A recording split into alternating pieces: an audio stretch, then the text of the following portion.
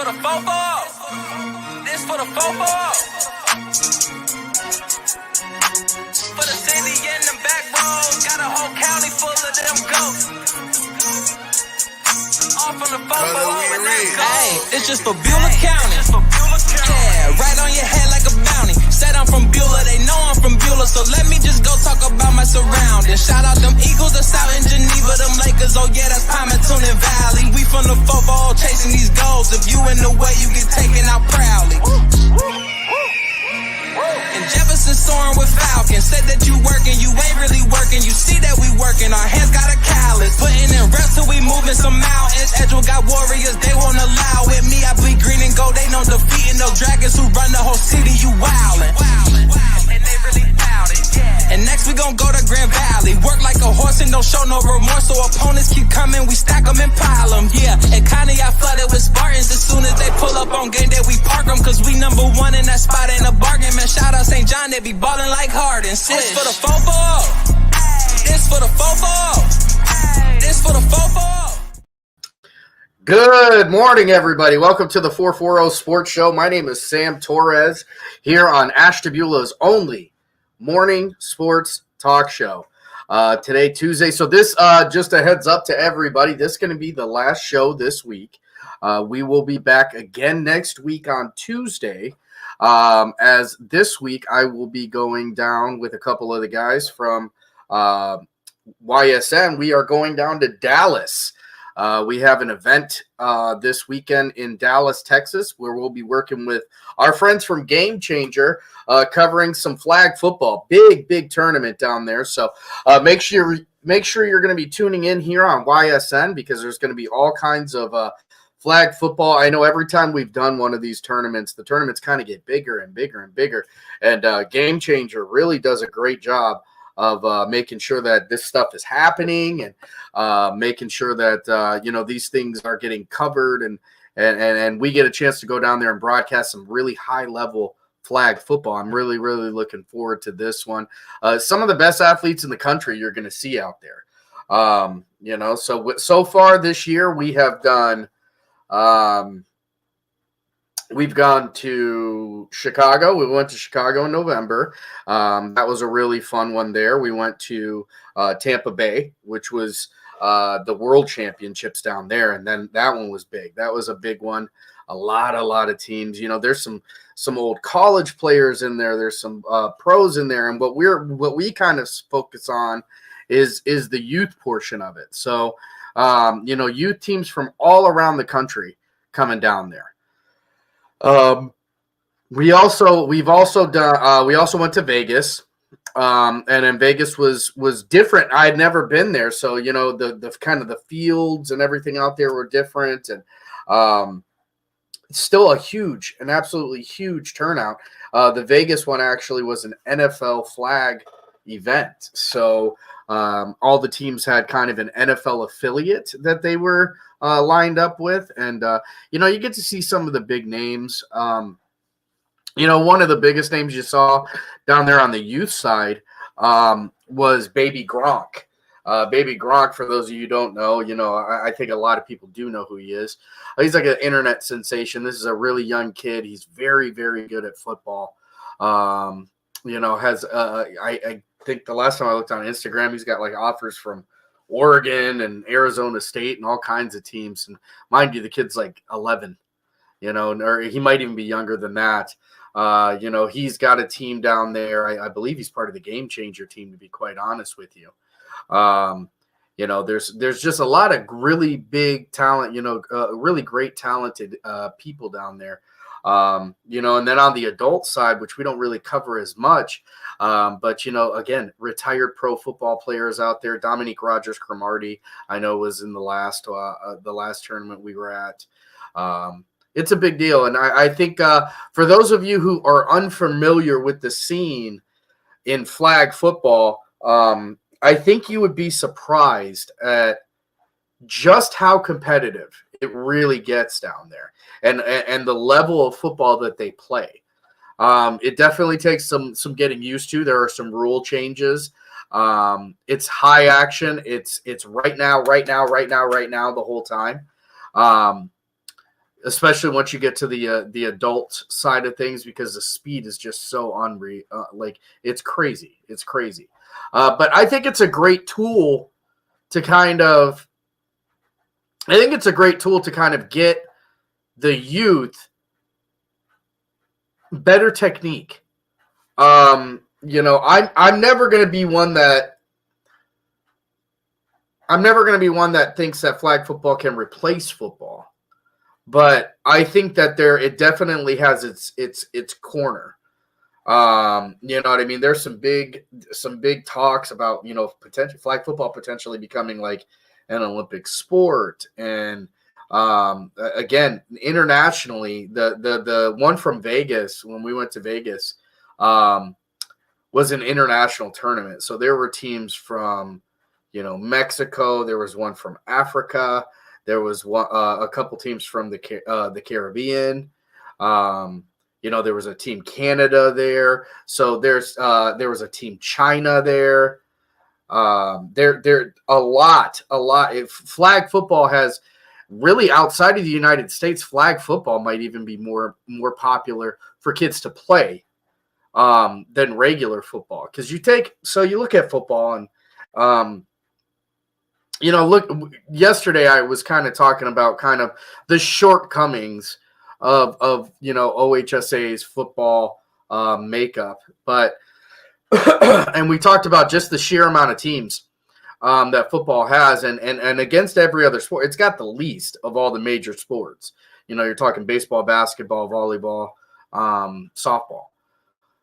Well, if you look at football really requires the most from a school, not only in kids on the field, but equipment. I mean, you're not just having 11 kids out there. The smallest team you can really kind of field out there, I would say, it's about 14. You need at least 14, 15 kids to have a football team. I've seen teams go as low as like 12 or 13, but even at that number, you're talking 12 helmets, 12 shoulder pads, 12, sets of lower extremity pads, cleats, footballs, all that stuff. There's a lot of equipment that's required for football to even get going. Internationally, especially go to some of these poverty-stricken areas, to some of these other countries where maybe, the money in the primary schools is not there, or they take education much more seriously than they take any other recreation. And having all of those pads and all of this equipment, it's not realistic to them. But what is realistic is with flag football, anybody, you can make a flag out of anything, old t-shirt, whatever, put a belt on your waist, tie a t-shirt on there loosely. And then, when they pull the flag off, you're down. All you need is a ball and some old tattered rags, and you can get a game of flag football going. And I think that's one of the reasons why you see its growth, I think, internationally. You know what I mean? You look at the popularity of baseball, you look at the popularity of basketball, really baseball requires a little bit of equipment as well. Most of the time you need a mitt, every time you need a bat or a stick or something to hit the ball with. But you look at kind of, I tend to look at some of the players from the Latin countries and then the Caribbean, and, they always show you their first glove, and their first glove is like a piece of cardboard that they put on the palm of their hand. Basketball, you need a basketball and a hoop. You need a basketball and something to throw a ball through. And I think because of that, that's why those sports have kind of taken off internationally. And football not so much, but I think with this addition of flag football and taking away the need for all that equipment and all that other stuff, I think it kind of opens up football at its core at a very, very, at a very, tight, a very, very core level. I think it opens up football to a lot of people internationally. which I think is a good thing because I think football is a beautiful sport. It really is. Now, again, like I said, it's not gonna replace the kind of click clack, the smacking part of football, but it's definitely can help you run. It can definitely help you throw a ball. It definitely can teach you how to catch. And I think you're going to see a push. I think you're going to see football gain popularity. You look at the NFL. The NFL is desperately trying to push their product into other countries. Pushing it into Mexico City, Canada, Europe, wherever they can get their of football to go. And it kind of reminds me of the NBA. During that 1992-90, the Dream Team era where you saw, the NBA put a huge push into basketball in other countries. And now you look, and in the Olympics, I mean, the United States is still the best basketball team, but, it's very, very competitive now. You know what I mean? There are games that they've lost, you know what I mean?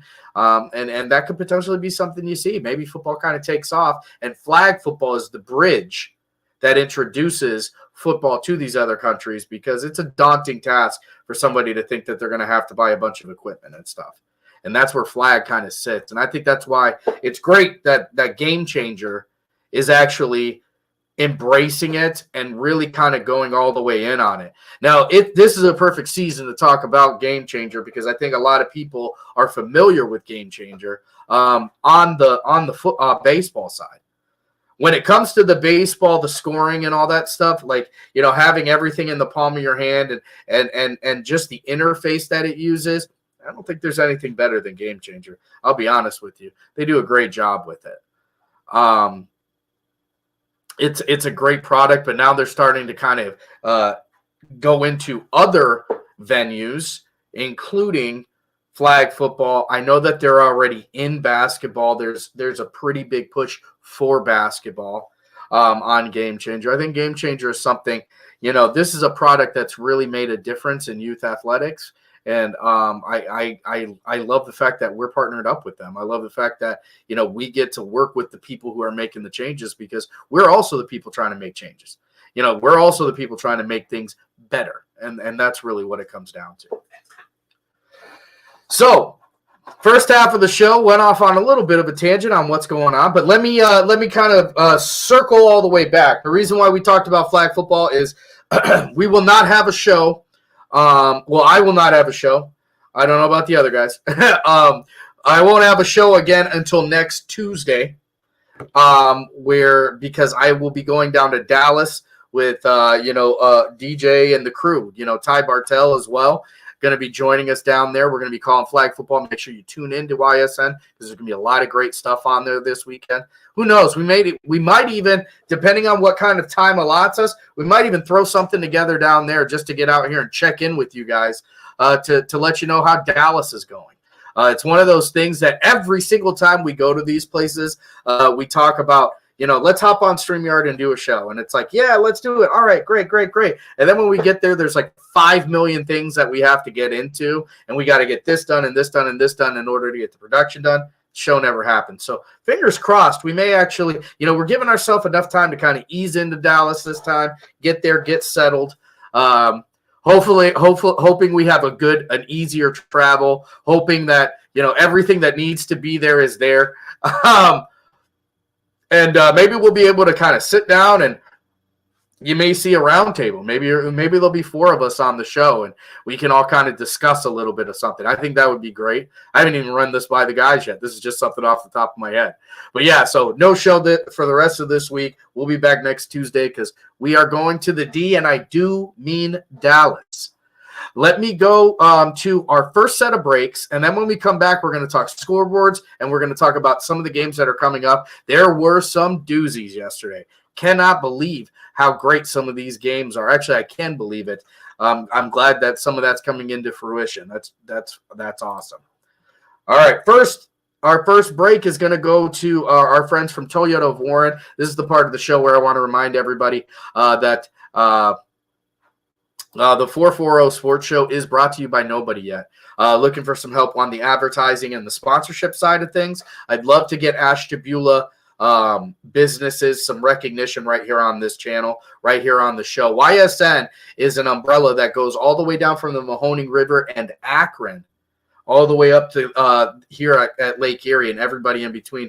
Almost 70 schools, way over 70 demographics that you're going to be able to hit and show off your business, your product, or whatever you're trying to promote. This is a great way to do it. It's regional broadcasting. And the last but not least about that is you're helping the kids, because all of the advertisement we do, all of the sponsorships that we take in, it helps feed shows like this. It helps put together stuff like the All-Star Game. It puts together stuff like the Combine, which is coming in July on the 25th this year. The volleyball preview that happens every year. It helps us put together scholarships, the whole nine. All of those advertising dollars help us feed the network, which is here to feed the kids. So help us help these kids. If you know somebody with a business or you're a business owner yourself, reach out to me on any of the social medias, or you go to ysnlive.com, go into the advertising ticker. It'll have all the information there. I would love to be able to find something to help you and figure out a project. So, or, a way for us to work together. But as I said, go to our friends from Toyota of Warren, who have the best looking Tundra that you're going to see in Columbiana County. I can promise you that. We believe expectations are made to be exceeded. At the new Toyota of Warren, it's about more than just getting a great deal. It's about service you can count on and a friendship you can trust. Year after year, we've done what we do best. We've gone the extra mile so you could too. Because we know it's just not about buying a new car. It's the start of a new adventure. Toyota of Warren, driven by you.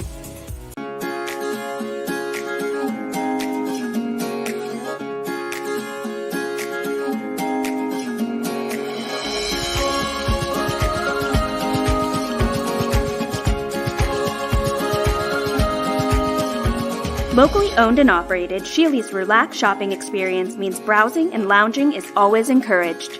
Find Flex Deal and more at Sheely's Furniture and Appliance, because the best things in life happen at home.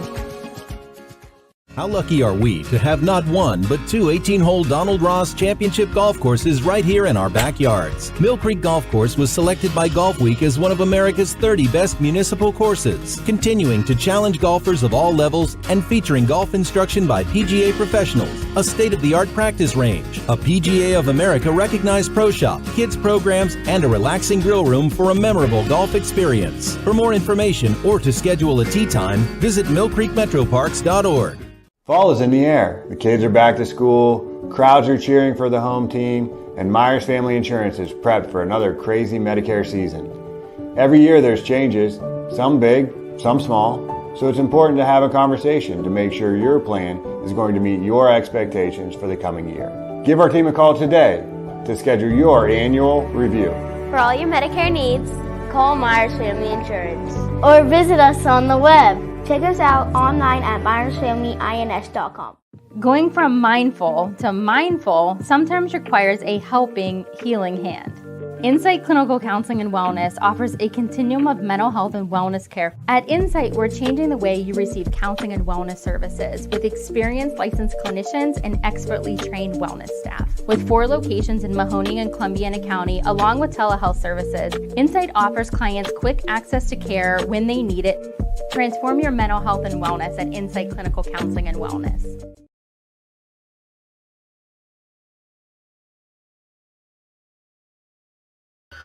All right, we are back here. Thanks again for joining this morning. Sam Torres here on the 440 Sports Show. Going to go through some of those scores that happened from yesterday. Some pretty big games happening yesterday as we are heading into the district championship games for baseball. So some district final games played yesterday. We're going to bring those up right now. All right, these scores brought to you by ysnlive.com. Make sure you get all of your sports on your sports network. ysnlive.com for all of your sporting needs. Everything from the Mahoning River to the lake and everybody in between. All right, starting off on the baseball side of things, it's going to be South Range getting into a closer one than people I think thought. 6-4 over Champion. Champion, a very, very good team, but South Range has been absolutely killing folks. 6-4, the final in that one. Field is going to get the best of Ursuline in this one, and Field, a very, very good program. I think we talked a little bit about this on the Sunday night Diamond Roundup show, which, boy, that was so much fun this year. Already looking forward to getting that show going again next year, as Sunday was the final show. This year, we put out some power rankings, put out some starting nines. The power rankings didn't make anybody happy except the ones who are on the power rankings. I know we've already caught flack from different people on different social medias on our power rankings, and we'll talk about one of the results that brought it up later here in just a minute. But again, I'll reiterate that with the power rankings, we looked for something that was going to be, completely took the personal part of it out. Took the personal part of the vote out. You know what I mean? It's very, very hard. It's very, very hard to kind of keep your personal idea out of it. So, our attempt with the Power 20 this year was to go completely objectively. This is what you have to do. This is the calculated data, and that's what's going to produce your Power 20. I understand that, again, not everybody plays the same schedule. Not everybody has the same opportunities. But there's not much you can do about, there aren't very many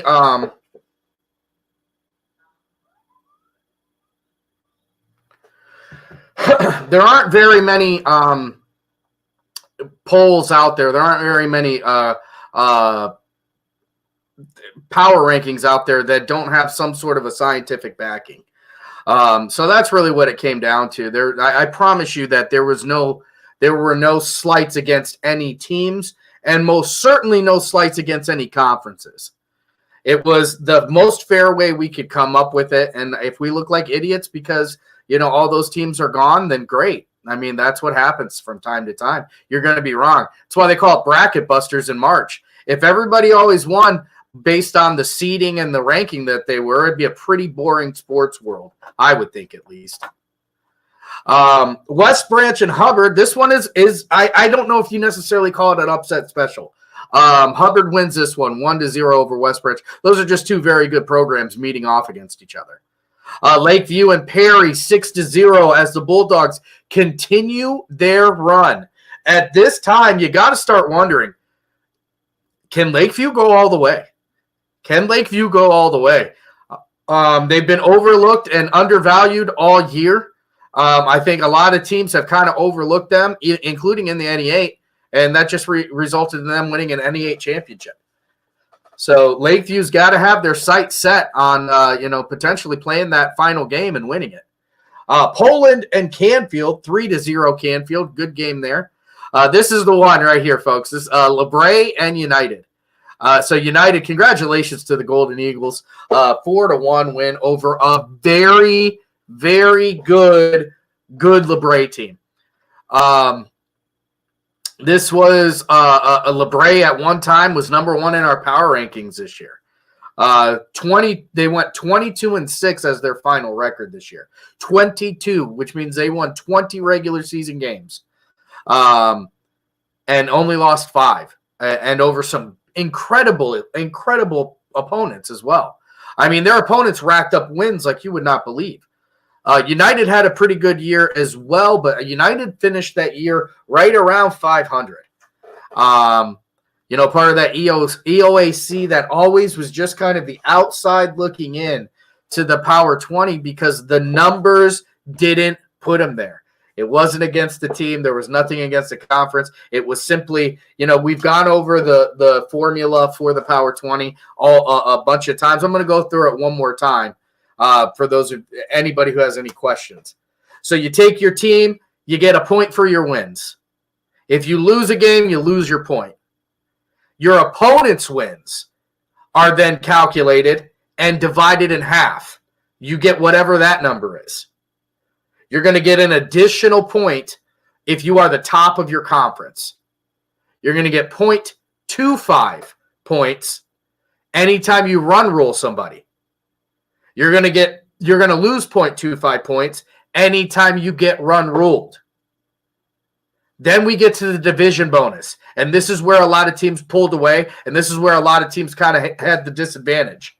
If you beat a Division I team, you get 4 points. If you beat a Division II team, you get 3 points. You beat a Division III team, you get 2 points. Division IV teams, you get 1 point.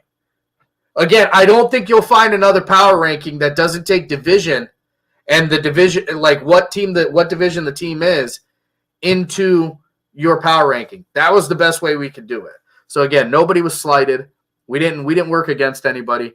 This was all about the numbers and what the numbers said. Finally, Garrettsville Garfield gets a big win over the Kirtland Hornets, 11-1, and the G-men are off and running. Heading over here, this is the one I'll talk about that last. We'll go Sharpsville and South Range 7-3 over Sharpsville. And then Talmadge is going to go 3-2 over Champion, as Champion gets a tune-up before getting back into the tournament here. A rare loss for Champion. Then we got to talk about you remember that show, Lamb Chops Play Along, and the song that never ends? This is the game that never ends. Austintown Fitch and Canfield for the second time this year tie 1-1. The game gets stopped. And if you remember, I talked about this on the Diamond Roundup on Sunday. Me and Anthony talked about this for a good portion of the beginning of the show. What happens if these guys tie again? And what happens is probably the ugliest thing in all of sports, and that is a tie. They've tied twice, and now the AAC has co-champions. Gross. I'll tell you what. I hope that they figure out a way to play one of these games. They have to finish one of them. Having a tie is like when you're about to sneeze and somebody hurries up and says bless you, and then you can't sneeze, and then it feels like the sneeze is just trapped in your face all day long. That's what a tie is like to me. So hopefully they figured this one out. But that one is going to, for the time right now, they've tied twice. The AAC is all tied up at the top, and that may be how they finish. So my thing is if both teams go on to win state championships, congratulations, and I hope that does happen. I'll accept it that way. But if either one of these teams lose before the state championship game, if they get knocked out, I need this game to end. I need them to go back and play it. They've got the time. So those are the games. Those are the scores from yesterday. Let me jump here into what we've got on the network today. Matthews. Now, again, these are going to be playoff games, so they're all pay to watch. Now, $9.99, and you're getting all of these games that are going to be on the network today. You're going to get 4 awesome games for $9.99. That's crazy good. That's a crazy good, deal. It's like $2.50 a game is what you're paying. Matthews versus McDonald. That one's going to be at Scene Park. Lake Center Christian versus Ashtabula St. John. This is one of those games that I can't cover because I can't get there, and it stinks. I will be watching this one. St. John is the heavy underdog in this one. They are going to have to play their absolute butt off, but I've got all the hope in the world and all the trust in the world that they're going to be able to do it. And Coach Alvin Rodriguez is going to have his guys ready to go. Bristol at Warren JFK. That one's going to be at Springfield, and then Heartland Christian at Springfield. So 4 excellent baseball games happening right here on the network today. Make sure you always tune into YSN because your sports happens on your sports network. It's always going to be on YSN Live, whether you need the sports stories, the scores, or just to watch the games themselves. YSN is going to be the place for you. YSNlive.com. All right, folks, that's all I got for you today. We're going to be back here next week. I'm sure I'll have some more stories about Dallas, and who knows, I may even be wearing a cowboy hat. I don't know. I'll see you guys next week. Thanks for joining. This for the fofo. This for the fofo. For the city and the back roads, got a whole county full of them goats. All from the fofo and that goat. Hey, it's just for Beulah County. Yeah, right on your head like a bounty. Said I'm from Beulah, they know I'm from Beulah, so let me just go talk about my surroundings. Shout out them Eagles that's out in Geneva, them Lakers, oh yeah, that's Palmerton and Valley. We from the fofo chasing these goals. If you in the way, you get taken out proudly. And Jefferson soaring with Falcons. Said that you working, you ain't really working. You see that we working, our hands got a callus. Putting in reps till we moving some mountains. Edgewood got warriors, they won't allow it. Me, I bleed green and gold, they know defeating those dragons who run the whole city. You wildin'. And they really bout it, yeah. And next we gon' go to Grand Valley. Work like a horse and don't show no remorse. So opponents keep coming, we stack them and pile them, yeah. And Connie, I flooded with Spartans. As soon as they pull up on game day, we park them. Cause we number one in that spot, ain't a bargain. Man, shout out St. John, they be ballin' like Harden. This for the fofo. This for the fofo. This for the fofo.